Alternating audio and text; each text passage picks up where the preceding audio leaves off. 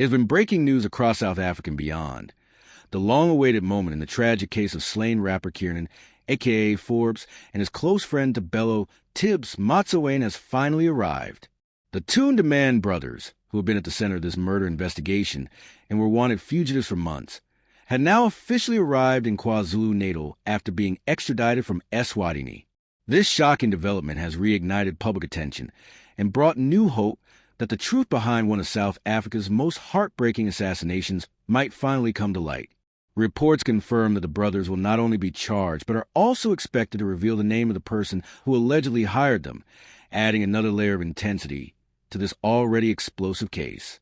Many are now asking, who ordered the hit, and what will the brothers' testimony expose? To truly understand the weight of this moment, we have to go back to that devastating night in February 2023. It was a Friday night in Durban when AKA and Tibz were gunned down outside Wish Restaurant on Florida Road. Surveillance footage, which quickly went viral, showed how the rapper was approached by a man wearing a white sweater who fired shots at close range before running away. The coordinated attack appeared too professional to be random, sparking immediate speculation that this was no ordinary shooting, but a carefully planned assassination. The loss shook the entire nation. Fans gathered at the scene, candles lit, tears shed, and South Africa found itself mourning not just an artist, but a symbol of modern African success, a man who had achieved global recognition through music and ambition. In the weeks that followed, the investigation faced major scrutiny. Many South Africans expressed frustration at what seemed like slow progress, and questions piled up about whether justice would ever be served.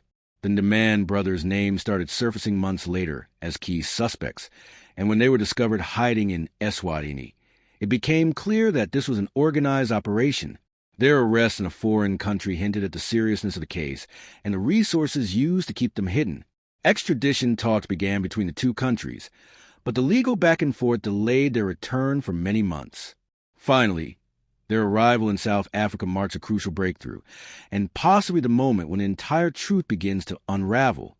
Authorities say that once officially charged, the Ndimande brothers intend to cooperate with prosecutors and are ready to reveal the mastermind behind the assassination.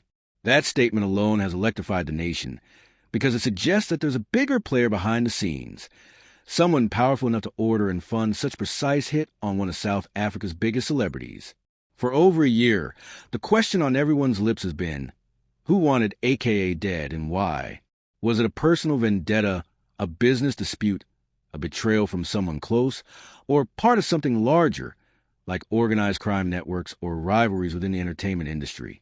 Investigators have kept most of the details under wraps, but insiders claim the brothers have already begun providing key information during questioning.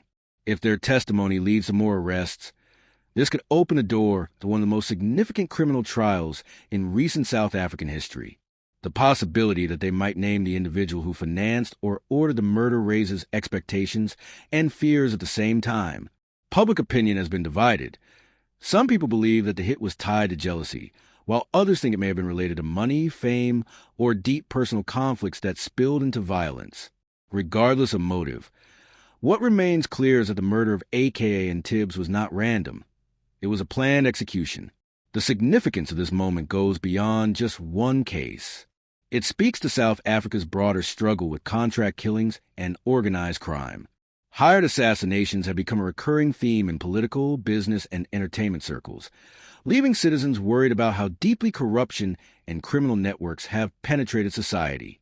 If the Ndimande brothers truly expose who paid them, it could reveal shocking links between powerful figures and underworld operations that many people suspect but few dare to name. Law enforcement agencies are under immense pressure to handle the case transparently and ensure that justice is not influenced by money or political connections. Many people have not forgotten how previous high-profile murder cases in South Africa have ended, with public promises of justice that eventually fade away. Families are left grieving. Cases drag on for years and suspects disappear. This time, however, the public is watching closely, demanding answers and accountability. The extradition of the Ndimande brothers is not just another legal move. It symbolizes a test of faith in the justice system. If handled right, it could restore confidence that the truth, no matter how uncomfortable, can still prevail in South Africa. But if mishandled, it could deepen the public's mistrust and fuel conspiracy theories even further. Meanwhile, social media has exploded with reactions since the news broke. Fans of AKA, who affectionately call themselves a Megacy, have filled timelines with messages of hope, anger, and disbelief. Many say that hearing the names of those responsible will finally bring closure, while others fear that the revelations might cause even more chaos if high-profile individuals are implicated. Some of AKA's family members have also expressed cautious optimism, urging the public to let the law take its course and not jump to conclusions before the full truth is revealed in court.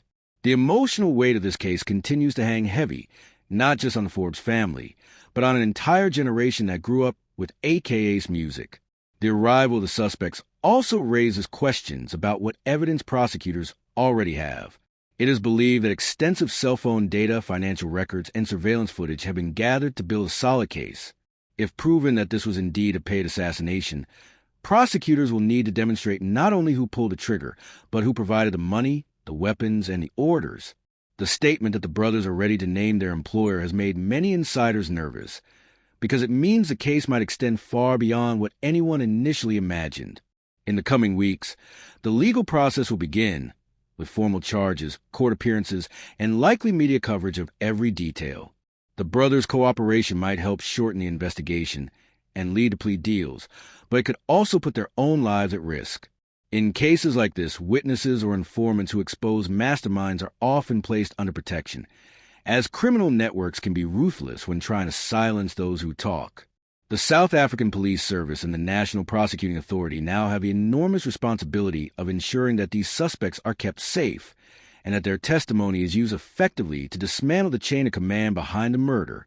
What happens next could reshape the way South Africa deals with celebrity security, organized crime, and public trust in law enforcement. The murder of AKA was not just an attack on one person. It was an attack on hope, on creativity, and on the idea that success in South Africa can exist without fear. His death sent shockwaves through the entertainment industry, but his legacy continues to inspire millions. As the Ndimande brothers face justice, many believe that this is more than just a legal trial. It's a moral reckoning for a country tired of corruption, violence, and unanswered questions. Now that the truth is inching closer, all eyes will be on the courtroom. Will the Ndimande brothers finally reveal the name of the person who hired them? Will we finally see accountability? Or will this turn into yet another case clouded by secrecy and political interference? The answers to these questions will shape not only how we remember AKA and Tibz, but how South Africa confronts the dark reality of contract killings that continue to haunt the nation. Let's hope this time justice doesn't just whisper. It speaks loud enough for everyone to hear. What do you think about this new development? Do you believe the Ndimande brothers will tell the full truth, or will they protect someone powerful behind the scenes? Drop your thoughts in the comments below. Let's talk about it. Don't forget to like, share, and subscribe to the channel so you never miss an update as this case unfolds. Your voice matters, and together, we can keep the conversation alive until justice is finally served.